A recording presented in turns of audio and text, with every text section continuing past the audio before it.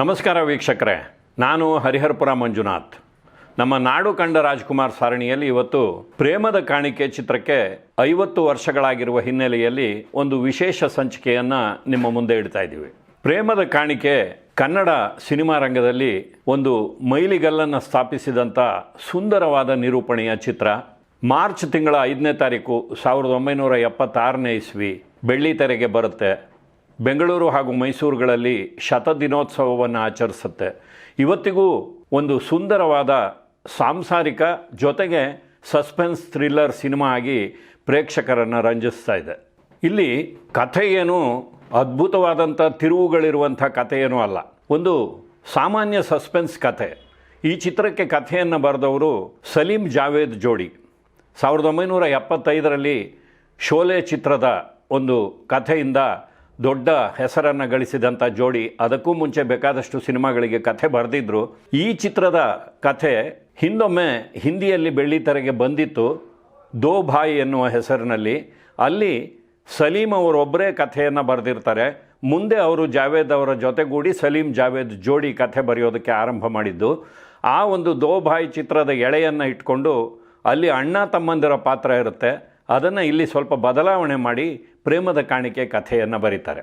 ದೋ ಭಾಯ್ ಚಿತ್ರದ ಕಥೆಯನ್ನು ಬರೆಯುವಾಗ ಪ್ರಿನ್ಸ್ ಸಲೀಂ ಅಂತ ಅವರನ್ನು ಗುರುತಿಸ್ತಾ ಇದ್ದರು. ಮುಂದೆ ಅವರು ಸಲೀಂ ಜಾವೇದ್ ಜೋಡಿಯಾಗಿದ್ದು. ಶೋಲೆ ಚಿತ್ರ ಬಿಡುಗಡೆಯಾದ ಮೇಲೆ ಮೊದಲ ಬಾರಿ ಬಿಡುಗಡೆಯಾದಂಥ ಈ ಇಬ್ಬರ ಜೋಡಿಯ ಒಂದು ಕಥೆಯ ಚಿತ್ರ ಪ್ರೇಮದ ಕಾಣಿಕೆ. ಆ ಒಂದು ಹೆಗ್ಗಳಿಕೆ ಈ ಚಿತ್ರಕ್ಕಿದೆ. ಜೊತೆಗೆ ದಕ್ಷಿಣ ಭಾರತಕ್ಕೆ ಈ ಕಥೆಗಾರರನ್ನು ಕರೆತಂದಿದ್ದು ಕನ್ನಡದ ಈ ಚಿತ್ರದ ಮೂಲಕ. ರಾಜ್ಕುಮಾರ್ ಅವರಿಗಾಗಿ ಕಥೆ ಅಂದಾಗ ಅದನ್ನು ಕೇಳೋದಕ್ಕೆ ಉದಯ್ ಶಂಕರ್ ಅವರು ಇದ್ದೇ ಇರ್ತಾಯಿದ್ರು. ಇಲ್ಲಿ ಕೂಡ ಮದ್ರಾಸಿಗೆ ಬಂದಿದ್ದಂಥ ಸಲೀಂ ಜಾವೇದ್ ಜೋಡಿ ತಮ್ಮ ಕಥೆಯನ್ನು ಹೇಳ್ತಾ ಇದ್ದಾಗ ಉದಯ್ ಶಂಕರ್ ಅವರು ತದೇಕ ಚಿತ್ತರಾಗಿ ಕೇಳ್ತಾ ಇದ್ದರು. ಆದರೆ ಅವರು ಕಣ್ಣು ಮುಚ್ಚಿ ಕೂತಿದ್ದರಿಂದಾಗಿ ಎಲ್ಲೋ ಒಂದು ಕಡೆ ನಿದ್ದೆ ಮಾಡ್ತಾ ಇದ್ದಾರೆ ಅಂತ ನೋಡಿದವ್ರಿಗೆ ಥಟ್ಟನೆ ಅನ್ನಿಸ್ತಾ ಇತ್ತು. ಹಾಗಾಗಿ ಒಂದು ಹಂತದಲ್ಲಿ ಸಲೀಂ ಜಾವೇದ್ ಜೋಡಿಗೆ ಉದಯ್ ಶಂಕರ್ ಅವರ ಕಡೆ ನೋಡಿದಾಗ ಸ್ವಲ್ಪ ನಿರಾಸೆ ಆಗುತ್ತೆ. ಏನು ನಾವು ಸ್ವಾರಸ್ಯಕರವಾಗಿ ಕಥೆಯನ್ನು ಹೇಳ್ತಾ ಇದ್ದೀವಿ, ಇವರು ನೋಡಿದ್ರೆ ನಿದ್ದೆ ಮಾಡ್ತಾ ಇದ್ದಾರೆ ಅಂತ ಹೇಳಿ ಒಂದು ಹಂತದಲ್ಲಿ ಕಥೆಯನ್ನು ನಿಲ್ಲಿಸ್ತಾರೆ. ಆಗ ಉದಯ್ ಶಂಕರ್ ಅವರು ಮುಂದೆ ಅಂತ ಕೇಳಿದಾಗ ಓಹೋ, ಅವರು ನಿದ್ದೆ ಮಾಡಿರಲಿಲ್ಲ, ಆದರೆ ತದೇಕ ಚಿತ್ತರಾಗಿ ಕಥೆಯನ್ನು ಕೇಳ್ತಾ ಇದ್ದರು ಅಂತ ಗೊತ್ತಾಗುತ್ತೆ. ನೋಡಿ, ರಾಜ್ಕುಮಾರ್ ಅವರು ಪುಟ್ಟಣ್ಣ ಕಣಗಾಲ್ ಅವರ ನಿರ್ದೇಶನದಲ್ಲಿ ಕೊನೆಯ ಬಾರಿ ಅಭಿನಯಿಸಿದ ಚಿತ್ರ ಸಾಕ್ಷಾತ್ಕಾರ. ಬಹಳ ನಿರೀಕ್ಷೆ ಇಟ್ಟುಕೊಂಡಿದ್ದಂಥ ಒಂದು ಚಿತ್ರ. ಅದನ್ನು ನಿರ್ಮಾಣ ಮಾಡಿದವರು ಮಲಿಕ್ ಅವರು. ಆ ಒಂದು ಚಿತ್ರದಿಂದ ಮಲಿಕ್ ಅವರಿಗೆ ಅಪಾರವಾದ ಒಂದು ನಷ್ಟವಾಯಿತು ಅಂತ ಹೇಳಿ ರಾಜ್ಕುಮಾರ್ ಅವರು ಅವರಿಗೆ ಮತ್ತೊಂದು ಫ್ರೀ ಕಾಲ್ ಶೀಟನ್ನು ಕೊಡ್ತಾರೆ. ಅದೇ ಪ್ರೇಮದ ಕಾಣಿಕೆ ಚಿತ್ರ. ಮಲಿಕ್ ಅವರು ಜಯದೇವಿ ಫಿಲಮ್ಸ್ ಲಾಂಛನದಲ್ಲಿ ಈ ಚಿತ್ರವನ್ನು ತೆರೆಗೆ ತರ್ತಾರೆ. ಆ ಹೊತ್ತಿಗಾಗಲೇ ರಾಜ್ಕುಮಾರ್ ಅವರ ಬಂಗಾರದ ಪಂಜರ ಚಿತ್ರವನ್ನು ನಿರ್ದೇಶನ ಮಾಡಿದ್ದ ವಿ ಸೋಮಶೇಖರ್ ಅವರು ಈ ಚಿತ್ರಕ್ಕೆ ನಿರ್ದೇಶಕರಾಗಿ ನಿಯುಕ್ತರಾಗ್ತಾರೆ. ನೋಡಿ, ಆಗಲೇ ಹೇಳಿದ ಹಾಗೆ ಇಲ್ಲಿ ಕಥೆಯಲ್ಲಿ ದೊಡ್ಡ ದೊಡ್ಡ ತಿರುವುಗಳೇನೂ ಇಲ್ಲ. ವಿಜಯಪುರದ ಎಸ್ಟೇಟ್ ಮಾಲೀಕ ಮನೋಹರ್ ತನ್ನ ತಾಯಿ ಇಲ್ಲದ ಮಗುವಿಗೋಸ್ಕರ ಒಬ್ಬ ಉಪಾಧ್ಯಾಯಿನಿ ಬೇಕು ಅಂತ ಜಾಹೀರಾತನ್ನು ಕೊಟ್ಟಿರ್ತಾನೆ. ಆ ಜಾಹೀರಾತನ್ನು ನೋಡಿ ಸೀತಾ ಆರತಿ ಅವರು ಆ ಪಾತ್ರವನ್ನು ನಿರ್ವಹಣೆ ಮಾಡಿದ್ದಾರೆ. ಅವರು ಅಲ್ಲಿಗೆ ಆ ಕೆಲಸಕ್ಕೋಸ್ಕರ ಬರ್ತಾ ಇರ್ತಾರೆ. ಹಾಗೆ ಬರುವಾಗ ರೈಲಿನಲ್ಲಿ ಸಹ ಪ್ರಯಾಣಿಕನೊಬ್ಬ ಕೊಲೆಯಾಗೋದನ್ನು ನೋಡ್ತಾರೆ. ಆ ಕೊಲೆಯನ್ನು ಮಾಡಿದ ಕೊಲೆಗಾರನನ್ನು ಕೂಡ ನೋಡ್ತಾರೆ. ರೈಲ್ವೆ ಸ್ಟೇಷನ್ನಿಗೆ ಬಂದಂಥ ಪೊಲೀಸಿನವರು ಆಕೆಯನ್ನು ಪ್ರಶ್ನೆ ಮಾಡಿದಾಗ ಕೊಲೆಯನ್ನು ನಾನು ನೋಡಿದ್ದೀನಿ, ಕೊಲೆಗಾರನನ್ನು ನೋಡಿದ್ದೀನಿ, 1,000 ಜನರ ಗುಂಪಿನಲ್ಲಿದ್ದರೂ ಸಹ ಆತನನ್ನು ಗುರುತು ಹಿಡಿತೀನಿ ಅಂತ ಹೇಳಿದಾಗ ಪೊಲೀಸರು ಮತ್ತೆ ಬೇಕಾದಾಗ ನಿಮ್ಮ ಬಳಿಗೆ ಬರ್ತೀವಿ ಅಂತ ಹೇಳಿ ಹೊರಟೋಗ್ತಾರೆ. ಸೀತಾ ತಾನು ಕೆಲಸಕ್ಕೆ ಸೇರಬೇಕಾಗಿದ್ದಂಥ ಎಸ್ಟೇಟಿಗೆ ಬರ್ತಾಳೆ. ಅಲ್ಲಿ ಬಂದು ಆ ತಾಯಿ ಇಲ್ಲದ ಮಗು ಶೋಭಾಳನ್ನು ನೋಡಿ ಆಕೆಗೆ ಕನಿಕರ ಬರುತ್ತೆ. ಆಕೆಯ ಜೊತೆಗೆ ಇರೋದು ಅಂತ ತೀರ್ಮಾನ ಮಾಡಿಬಿಡ್ತಾಳೆ. ಆದರೆ ಆ ಶೋಭಾಳ ತಂದೆ ಮನೋಹರ್ ಇನ್ನೂ ಮನೆಗೆ ಬಂದಿರೋದಿಲ್ಲ. ತಡರಾತ್ರಿ ಮನೋಹರ್ ಮನೆಗೆ ಬರ್ತಾನೆ. ತನ್ನ ಮಗಳಿಗೆ ಒಬ್ಬ ಶಿಕ್ಷಕಿ ಸಿಕ್ಕಿದ್ದಾಳೆ ಅಂತ ಕೇಳಿ ಆಕೆಯನ್ನು ಭೇಟಿ ಮಾಡಬೇಕು ಅಂತ ಕರೆಸಿದಾಗ ಸೀತಾಗೆ ಮನೋಹರ್ನನ್ನು ನೋಡಿ ಶಾಕ್ ಆಗುತ್ತೆ. ಯಾಕೆಂದರೆ ರೈಲಿನಲ್ಲಿ ತನ್ನ ಸಹಪ್ರಯಾಣಿಕನೊಬ್ಬನನ್ನು ಕೊಲೆ ಮಾಡಿದ ವ್ಯಕ್ತಿ ಇವನೇ ಅನ್ನೋದು ಆಕೆಗೆ ಚೆನ್ನಾಗಿ ಗುರುತಿರುತ್ತೆ. ಆದರೆ ಅಲ್ಲಿಂದ ತಪ್ಪಿಸ್ಕೊಂಡು ಹೋಗೋದಕ್ಕೆ ಆಕೆಗೆ ಸಾಧ್ಯವಾಗದ ಹಾಗೆ ಮನೋಹರ್ ಒಂದಿಷ್ಟು ಬಂಧನಗಳನ್ನು ಒಡ್ತಾನೆ. ಹಾಗಾಗಿ ಆಕೆ ವಿಧಿ ಇಲ್ಲದೆ ಅಲ್ಲಿಯೇ ಇರ್ತಾಳೆ. ಆದರೆ ನಿಧಾನವಾಗಿ ಮನೋಹರ್ನ ನಡೆನುಡಿಗಳನ್ನು ನೋಡಿದಾಗ ಈ ವ್ಯಕ್ತಿ ಕೊಲೆ ಮಾಡೋದಕ್ಕೆ ಸಾಧ್ಯವೇ ಅಂತ ಆಕೆಗೂ ಕೂಡ ಒಂದು ರೀತಿ ಗೊಂದಲ ಉಂಟಾಗುತ್ತೆ.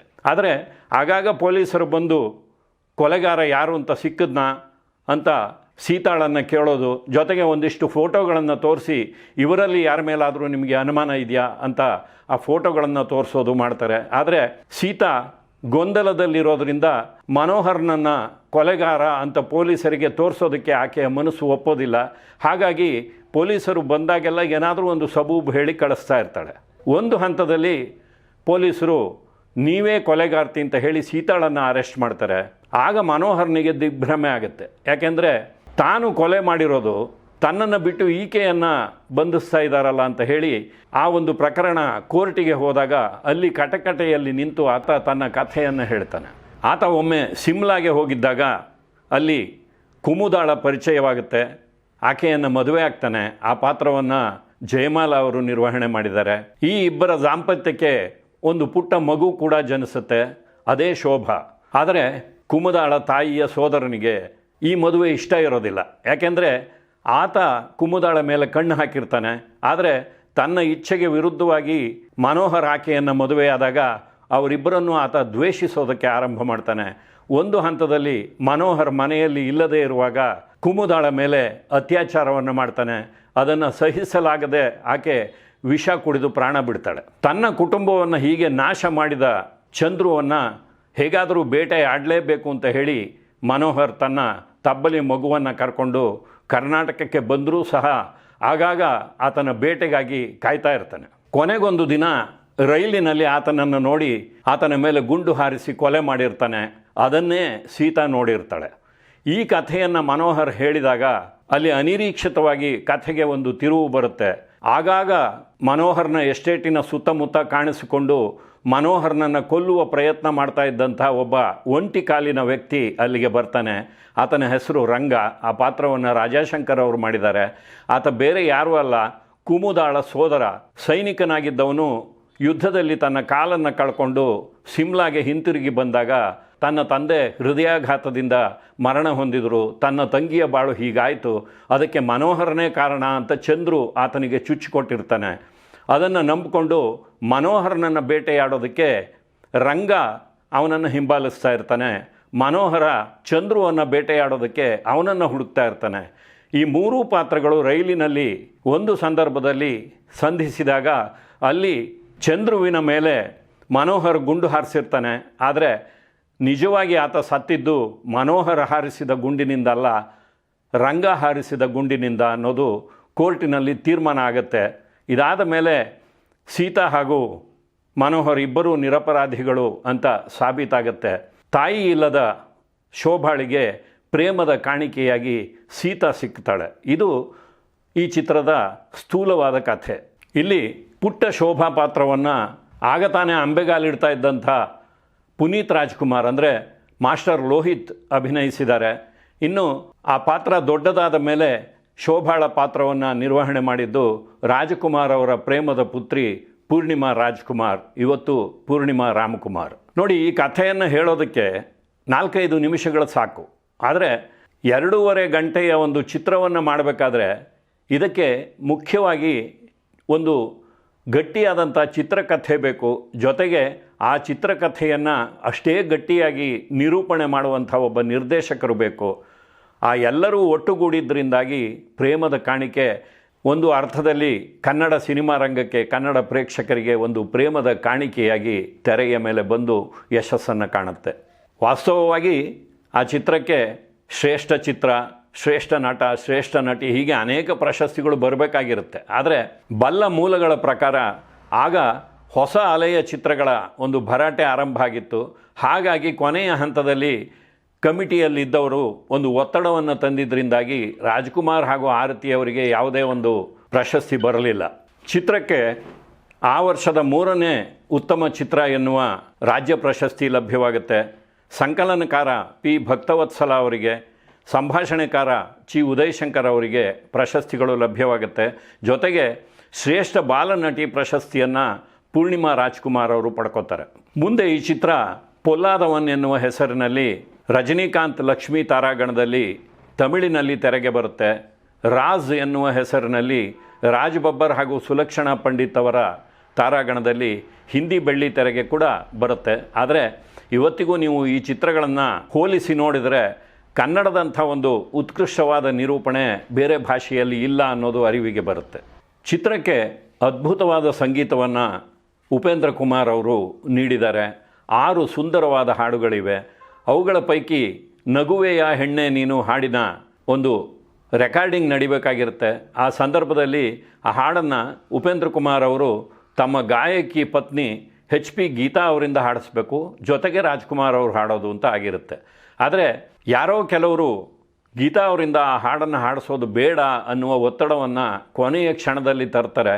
ಆದರೆ ರಾಜ್ಕುಮಾರ್ ಅವರು ಯಾವುದೇ ಕಾರಣಕ್ಕೂ ನಾನು ಗೀತಾ ಅವರ ಜೊತೆಗೆ ಈ ಹಾಡನ್ನು ಹಾಡ್ತೀನಿ, ಯಾಕೆಂದರೆ ಒಬ್ಬ ಹೆಣ್ಣು ಮಗಳನ್ನು ಧ್ವನಿ ಮುದ್ರಣಕ್ಕಾಗಿ ಕರೆಸಿ ನಿಮ್ಮಿಂದ ಹಾಡಿಸ್ತೀವಿ ಅಂತ ಹೇಳಿದ ಮೇಲೆ ಯಾವುದೇ ಕಾರಣವಿಲ್ಲದೆ ಅವರನ್ನು ಬಿಟ್ಟು ಬೇರೆಯವರ ಕೈಯಲ್ಲಿ ಹಾಡಿಸೋದು ಬೇಡ ಅಂತ ಹೇಳ್ತಾರೆ. ಉಪೇಂದ್ರ ಕುಮಾರ್ ಅವರೇ ಬಂದು ಪರವಾಗಿಲ್ಲ ಸರ್ ನಾನು ಹೇಳ್ತೀನಿ ಗೀತಾಗೆ ಅಂದಾಗ, ನಿಮ್ಮ ಪತ್ನಿ ಅಂತ ನೀವು ಹೇಳ್ಬೋದು ಸರ್, ಆದರೆ ನಾನು ಇದಕ್ಕೆ ಒಪ್ಕೊಳ್ಳೋದಿಲ್ಲ ಅಂತ ರಾಜ್ಕುಮಾರ್ ಅವರು ಹಠ ಮಾಡಿ ಅವರಿಂದಲೇ ಹಾಡಿಸ್ತಾರೆ.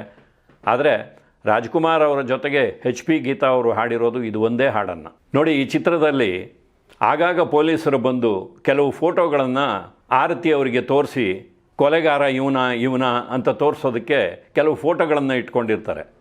ಆ ದಿನಗಳಲ್ಲಿ ರಜನಿಕಾಂತ್, ಅಶೋಕ್ ಹಾಗೂ ರವೀಂದ್ರನಾಥ್, ರಜನಿಕಾಂತ್ ಹಾಗೂ ಅಶೋಕ್ ಅವರು ಮುಂದೆ ನಟರಾಗಿ ಹೆಸರು ಮಾಡಿದವರು, ರವೀಂದ್ರನಾಥ್ ಅವರು ನಿರ್ದೇಶಕರಾದರು. ಅವರು ಅವಕಾಶಗಳಿಗಾಗಿ ತಡಕಾಡ್ತಾ ಇದ್ದಂಥ ದಿನಗಳು.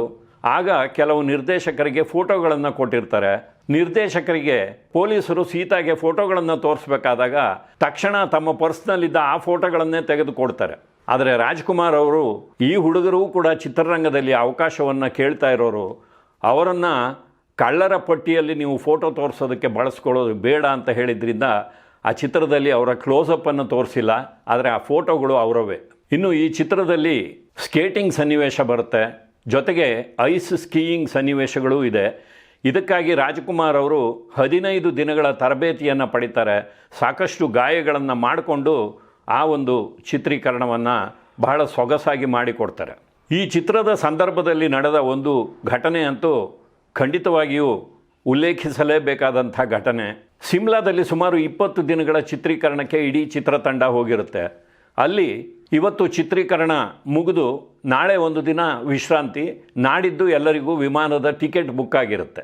ಆದರೆ ಆ ಹಿಂದಿನ ದಿನ ರಾತ್ರಿ ಸೋಮಶೇಖರ್ ಅವರಿಗೆ ತಮ್ಮ ಒಂದು ಡೈರಿಯನ್ನು ನೋಡಿದಾಗ ಇನ್ನೂ ಕೆಲವು ದೃಶ್ಯಗಳು ಬೇಕು, ಕೆಲವು ಕ್ಲೋಸಪ್ ದೃಶ್ಯಗಳು ಬೇಕು ಅಂತ ಅನಿಸುತ್ತೆ. ಅದನ್ನು ಸ್ವಲ್ಪ ಹಿಂಜರಿಕೆಯಿಂದಲೇ ರಾಜ್ಕುಮಾರ್ ಅವರ ಬಳಿ ಹೇಳ್ತಾರೆ. ಆಗ ರಾಜ್ಕುಮಾರ್ ಅವರು, ನಾಳೆ ಒಂದು ದಿನ ಸಮಯ ಇದೆಯಲ್ಲ, ನಾಡಿದ್ದು ತಾನೇ ಫ್ಲೈಟ್ ಇರೋದು, ನಾಳೆ ಹೋಗಿ ಮುಗಿಸ್ಕೊಂಡು ಬಂದುಬಿಡೋಣ ಅಂತಾರೆ. ಅಲ್ಲಿ ಒಂದು ಕಾರಿನಲ್ಲಿ ಮುಂದೆ ಡ್ರೈವರ್ ಪಕ್ಕದಲ್ಲಿ ರಾಜ್ಕುಮಾರ್ ಅವರು, ಹಿಂದಿನ ಸೀಟಿನಲ್ಲಿ ನಿರ್ದೇಶಕ ವಿ ಸೋಮಶೇಖರ್ ಹಾಗೂ ಛಾಯಾಗ್ರಾಹಕ DV ರಾಜಾರಾಮ್ ಅವರು. ಈ 4 ಜನ 70 ಕಿಲೋಮೀಟರ್ ದೂರದ ಆ ಒಂದು ಚಿತ್ರೀಕರಣದ ಸ್ಥಳಕ್ಕೆ ಹೊರಡ್ತಾರೆ. ಅದೊಂದು ಘಾಟ್ ಸೆಕ್ಷನ್ ಆದ್ದರಿಂದ ಅಡಿಗಡಿಗೆ ಒಂದು ರೀತಿ ಹೇರ್ ಪಿನ್ ಬೆಂಡ್ಗಳು ಬರ್ತಾ ಇರುತ್ತೆ. 60 ಕಿಲೋಮೀಟರ್ ಸ್ಪೀಡ್ನಲ್ಲಿ ಹೋಗ್ತಾ ಇದ್ದಂಥ ಕಾರು ಒಂದು ಹಂತದಲ್ಲಿ ನಿಯಂತ್ರಣವನ್ನು ತಪ್ಪುತ್ತೆ, ಯಾಕೆಂದರೆ ಅದರ ಬ್ರೇಕ್ ಜಾಮ್ ಆಗಿರುತ್ತೆ. ಹಾಗಾಗಿ ಕಾರು ನಾವು ಚಲನಚಿತ್ರಗಳಲ್ಲಿ ನೋಡ್ತೀವಲ್ಲ ಆ ರೀತಿಯಾಗಿ ಪ್ರಪಾತದ ಕಡೆಗೆ 2 ಚಕ್ರಗಳು ಹೋಗಿ ನಿಂತ್ಕೊಳ್ಳುತ್ತೆ. ಕಾರು ಇನ್ನೇನು ಸ್ವಲ್ಪ ಯಾರಾದರೂ ನೂಕಿದ್ರೂ ಸಾಕು 5,000 ಅಡಿ ಆಳದ ಒಂದು ಪ್ರಪಾತಕ್ಕೆ ಬೀಳುತ್ತೆ ಅನ್ನುವ ಒಂದು ಹಂತದಲ್ಲಿ ನಿಂತು ಹೋಗುತ್ತೆ. ಕಾರಿನಲ್ಲಿದ್ದ 4 ಜನಕ್ಕೆ ಒಂದು ರೀತಿಯಲ್ಲಿ ಉಸಿರೇ ನಿಂತು ಹೋಗುತ್ತೆ. ಯಾರೂ ಕಾರಿನಿಂದ ಕೆಳಗೆ ಇಳಿಯೋ ಹಾಗಿಲ್ಲ, ಯಾಕೆಂದರೆ ಜೋರಾಗಿ ಉಸಿರಾಡಿದ್ರೂ ಕಾರ್ ಕೆಳಗೆ ಬೀಳುತ್ತೇನೋ ಅಂತ. ಕೊನೆಗೆ 5-10 ನಿಮಿಷಗಳಾದ ಮೇಲೆ ಡ್ರೈವರ್ ಯಾರೂ ಕದಲಬೇಡಿ ಅಂತ ಹೇಳಿ ಹಿಂದಿನ ಸೀಟಿಗೆ ಜರುಗಿಕೊಂಡು ಅಲ್ಲಿಂದ ಕಾರಿನ ಡೋರನ್ನು ಓಪನ್ ಮಾಡಿ ಯಾರೂ ಏನೂ ಅಲಗಾಡಬೇಡಿ ಅಂತ ಹೇಳಿ ಹತ್ತಿರದಲ್ಲೇ ಇದ್ದಂಥ ಒಂದಿಷ್ಟು ಜನರನ್ನು ಕರ್ಕೊಂಡು ಬಂದು ಕಾರನ್ನು ನಿಧಾನವಾಗಿ ಹಿಂದಕ್ಕೆ ಎಳೆಯುವ ಮೂಲಕ ಎಲ್ಲರ ಪ್ರಾಣಗಳು ಉಳಿಯೋ ಅಷ್ಟೊತ್ತಿಗೆ ಸುಮಾರು 30 ನಿಮಿಷಗಳು ಕಳೆದಿರುತ್ತೆ. ಈ ಘಟನೆಗೆ ಇನ್ನೂ ಒಂದು ಆಯಾಮ ಇದೆ. ಅದೇನು ಅಂದರೆ, ರಾಜ್ಕುಮಾರ್ ಅವರ ತಂದೆ ಸಿಂಗಾನಲ್ಲೂರು ಪುಟ್ಟಸ್ವಾಮಯ್ಯನವರು ಮರಣ ಹೊಂದಿದ್ದು ತಮ್ಮ 46ನೇ ವಯಸ್ಸಿನಲ್ಲಿ. ರಾಜ್ಕುಮಾರ್ ಅವರ ಮಗ ಪುನೀತ್ ರಾಜ್ಕುಮಾರ್ ಅವರು ಸಹ ಮರಣ ಹೊಂದಿದ್ದು ತಮ್ಮ 46ನೇ ವಯಸ್ಸಿನಲ್ಲಿ. ರಾಜ್ಕುಮಾರ್ ಅವರಿಗೂ ಜ್ಯೋತಿಷಿಯೊಬ್ಬರು ನಿಮಗೆ 46ನೇ ವಯಸ್ಸಿನಲ್ಲಿ ಒಂದು ಕಂಟಕ ಇದೆ, ಅದರಿಂದ ನೀವು ಬಚಾವಾದರೆ ಮತ್ತೆ ಸಾಕಷ್ಟು ವರ್ಷ ಬದುಕ್ತೀರಿ ಅಂತ ಹೇಳಿರ್ತಾರೆ. ನೋಡಿ, ಆ ಒಂದು ಕಂಟಕ ಈ ರೂಪದಲ್ಲಿ ಬಂದಿತ್ತು.